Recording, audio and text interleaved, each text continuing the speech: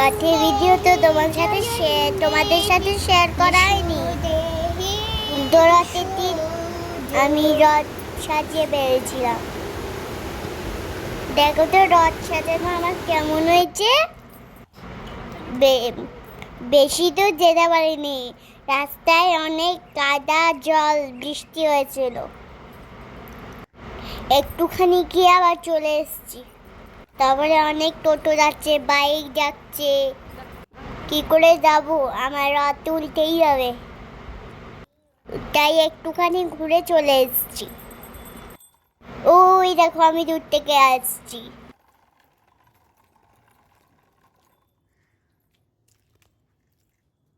বলো বলো, জয় Jagannath. Bye bye.